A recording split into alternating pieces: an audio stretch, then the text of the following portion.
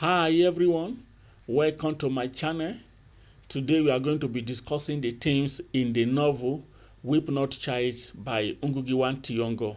In our previous discussions, we analyzed the plot of the novel and also we discussed the characters and characterization in the novel. Please subscribe to the channel so that you will get notified when new video is uploaded. The first thing we are going to be looking at today is the theme of polygamy. Polygamy is dominant in pre-colonial African society and also in Kenya in the context of this novel. In the novel, Ngoto, who is the father of Njoroge, has two wives, Njeri and Uyokabi. Njeri is the first wife and Uyokabi is the second wife. And the context of the compound is very, very interesting in the sense that both wives loves each other and loves their children. Njeri loves the stepchildren and also Uyokabi also loves her stepchildren. And we saw that in the novel that Ngoto, who is their husband and the father of the children, loves the wives very well and also maintain a balance in his treatment of both wives. In his dealing, especially when he's buying something, he will buy it the same thing for the wives. And also it is very, very clear from the author's view in the novel that Ngoto do not show any form of sentiment or preference for any of the wives in the novel. Njeri, who is the first wife, loves all the children and the compound treat every child's interest very well.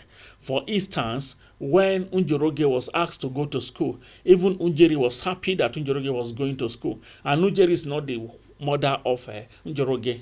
And we saw that Uyokabi, who is the mother of Njoroge, also was happy that Kamau, who is the son of Njeri, was learning carpentry in the shop of one of the characters called Nanga. So the compound setting portray a form of unity, and also the interest of the family was put first before the interest of individual.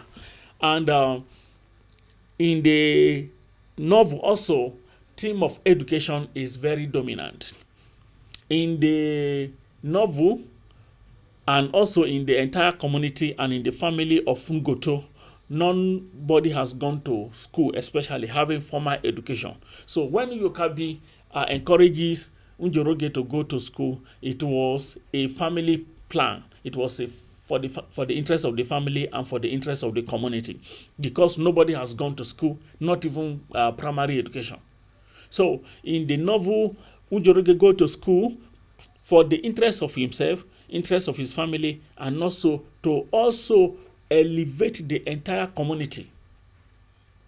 And Njoroge did well in the school. In his primary education, he did very well. He performed well, excellently, and then he got a scholarship to go to Syriana Missionary School, where he met with several friends, and then he also performed well in the school. So we saw that the character of Njoroge represents the coming civilization, the Western education, and the change in values. The value before was that a child will have to have a profession, probably be a farmer, following the father to the farm, or learning carpentry, just as Kamau was learning in the novel. But we saw that the populace and the villagers now saw interest in education. They value education like other people value education. Now, it is not only for the rich people in the community to carry their children to school. Now, those who are poor also are picking interest in it, and that was why the mother of Njoroge, Uyokabi, encourages and advises him to go to school. And we saw that Njoroge performed very well in the school. And even when the father of Njoroge was not able to provide for his education again, his brother, Kamau, took over the responsibility and then was paying Njoroge school fees. In some setting, Njoroge and Kamau are not from the same mother. So they, Kamau may have excuse for not paying the school fees or probably saying he has no money. But we saw here that the family put and prioritized every child career. And that was why even when Ngugi Okabi and Ngoto could not pay again, the brother, the step-brother, half-brother of Njoroge decided to be paying the school fees of Njoroge until he was arrested. Now we are going to be discussing his arrest as we progress. Now another theme in the novel is that of land ownership and power. In fact, ownership of land symbolizes power in the novel. And most of the original owners of the land were dispossessed of their land. For instance, Ngoto, who is the father of Njoroge, was part of the armies or the people recruited by the British colonialists to go and fight in the First World War. You may ask me what concerns Africans with the First World War. Directly, there's nothing that concerns Africa, but because the Africans, especially Kenya in this context, is under the leadership of the colonialist Britons. So they were forced to go and fight. And when they return, before they return, the land had been taken over by the British colonialists. And when Ngoto returned, he could not even get a single land again because Holland have taken over his, Holland is another character in the novel, has taken over his land. And the government has even apportioned the land of the native to some of the colonialist masters and those working for them, like Jacobo.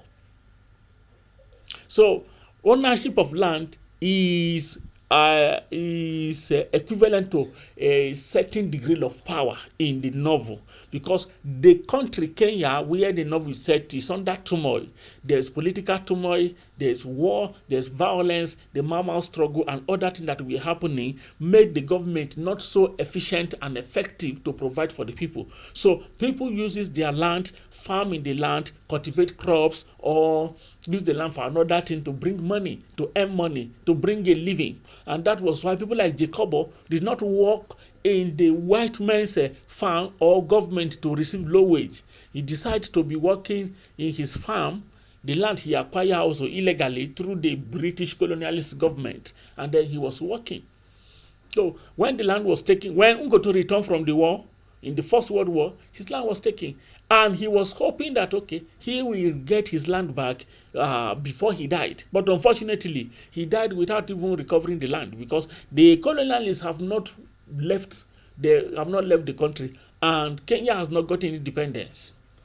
And that was why it was part of his pain that led to his death. Apart from the injury he sustained from beating from Mr. Howard. Another one is theme of war. In the novel, we witness two wars. The First World War and the Second World War. In the First World War, Ngoto and several other young, valiant men from Kenya were recruited by the British colonialists and taken to the war front. Some of them died, some of them survived, and even those that survived and returned home, they met a lot of disappointment because their land were taken over before they returned. And even when they returned, the land were not given back to them. And the British government, the British colonial government did not reward them in any way. So they were disappointed, disturbed, and even depressed. And it even led to some of them falling sick and even dying. In the Second World War, the sons of Ngoto participated.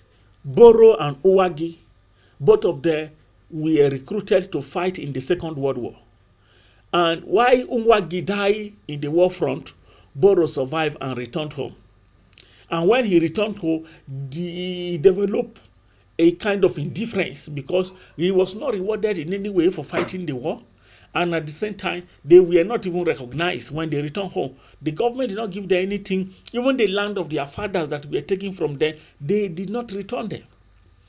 And so Boro also was disappointed, and then he joined the Mau Mau struggle. And later he became the leader of the Mau Mau struggle. So there are a theme of war, and apart from this World War I and World War II, there is also psychological war, or what I can call silent war, between the colonialist settlers and the native. because the native were being killed, the native were being hated by the colonialists.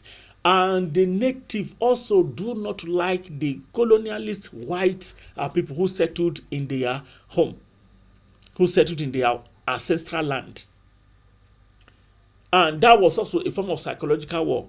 And that was why Ngoto was working in the farmland of his father, which is now acquired or forcefully owned by Mr. Holland, hoping that, okay, when Mr. Holland leaves or when Kenya gets independence, he is going to get his land back. Unfortunately, he did not live to witness the independence before he died. Now, another theme in the novel is that of violence and revenge. In fact, the entire novel is ripped with violence. Apart from war, we witnessed both psychological and the First World War and Second World War. There was a lot of violence, especially between the colonialists and the native. The violence metamorphosed to what we call the Mau Mau movement. The Mau Mau movement is a group of people, especially young men, who are fighting for the independence of Kenya. They took the struggle to a violent level and started killing the white colonialists. Because the white colonialists have dispossessed the young ones of all their belongings. Their land have been taken away. Their rights have been taken away. So in an attempt to get their right back and to get independence, to get their right and their land back through independence, they resort to violence. Because the colonialists did not want to live in peace. Not like in Nigeria or in Ghana, where independence was gotten through round table discussion. In Kenya, it was a form of war. And the Mau Mau movement, any of them that is caught by the colonialist army, the British army, the person is executed in the forest. So we saw in the novel that Mr. Jacobo, who is a native of Kenya, who is a Kenyan, decide to be working for the colonialists. And then he was using his influence and information he got as an indigene to reveal the secret of the Mau Mau group.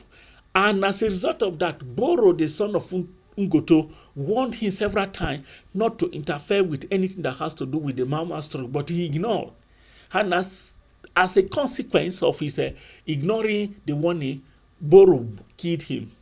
And when Boro killed him, Kamal was arrested, who is the younger brother of Boro, and also Boro also was later arrested after he killed Mr. Howard.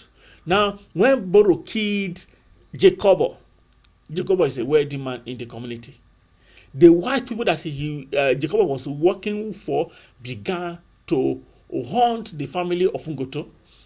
They arrested Ngoto himself, and they arrested Njoroge, who is just a child in secondary school.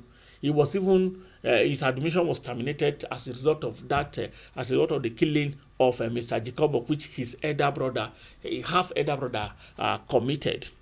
And Njoroge was beaten, Goto was beaten, and Goto died as a result of the pains he got from the injury sustained during the beating. It was Mr. Howard, Mr. Holland that beat him. And what happened was that when Ngoto died, the son Boro was so angry. He ran to the house of Mr. Holland and then killed Mr. Holland. When he killed Mr. Holland, Kamal was arrested, which is the younger brother of Boro, and Boro also was arrested. Kamal was to be sentenced to life imprisonment, and then Boro would be executed in the forest. Why Kamal did not do anything wrong? He was not the one who killed. Even when his brother Boro admitted that he was the one who killed Mr. Holland and Jacobo, yet Kamal was still held hostage by the British colonialist government. So it was a form of revenge. Boro revenged the interference of Jacobo in Mau Mau, and that also led to revenge Mr. Howard did by imprisoning, beating Ngoto and Njoroge. And there was another revenge. Boro now revenged the beating of his father, which led to his death, by killing Mr. Holland. So there were a lot of revenge, violence and revenge in the novel. Another one in the novel is love. Despite the trajectory of tragedies in the novel, we have a rail of love between Njoroge and Ngugi. Njoroge is the last son of Ngoto, and Uwagi is a daughter of Jacobo, which was killed by Boro, the son of Ngoto.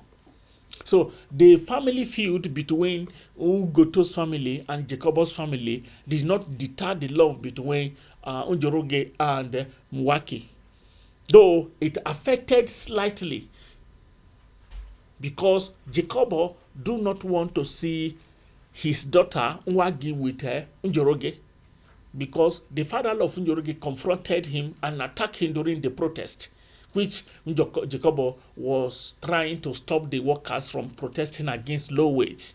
That was the genesis of the crisis between the two families. And in the novel, both of them expresses love for each other, but at the same time, they express fear of getting married because of the tension between the family. How can the two families come together to contract a marriage between the two lovebirds? And that was why Njoroge suggested that they should elope to Uganda and go and stay in Uganda. But Umiwaki refused and told Njoroge that she has to stay back, mourn the death of her father, and take good care of her mother. And also told Njoroge to go home and take care of his two mothers, that is Unjeri and Uyokabi, that there is a ray of hope. Kenya will soon get independence and the country will be free from the wickedness of the colonialist government. Now, another theme in the novel is that of suicide. When Kamau was arrested, Boro was arrested, Ngoto, the father of Njoroge, died, Uwagi died, we saw that Njoroge was so disappointed. And even when he became more disappointed when Uwagi refused his proposal of running to Uganda to go and stay together as husband and wife. So he was so disappointed. The only two people left in his family are the two mothers, that is his mother and the stepmother, Unjeri and Uyokabi. So instead, he decided to go to the forest. He carried rope, go to the forest to go and commit suicide. Though he tied a rope in a tree, wanted to commit suicide, and luckily for him, his mother and the stepmother Unjeri were looking for him. So when he heard the voice of the mother, he stopped, and then the mother was able to persuade him and return him to the village, return him to their house. Then he decided not to commit suicide again. So he was also hoping for a better future when Kenya get independence, just like Nwagi. So the theme of hope is also dominant in the novel as well. So these are the 7 themes we are going to be discussing. And there are other things like the theme of hope, also the theme of death, because several people died in the novel. Ngoto died, Jacobo died, Mr. Holland died, and those who died, Nwagi died, and those who died in the First World War, Second World War, and during the Mau Mau struggle. There were a lot of death in the novel also. So hope, death, and lament are also dominant themes. We are going to be discussing them before. Okay, we are going to be discussing them in the subsequent video. But go with this one now. Subscribe to the channel and click the notification bell so that you get notified when another video is uploaded. Also refer the channel to your friends. Thank you.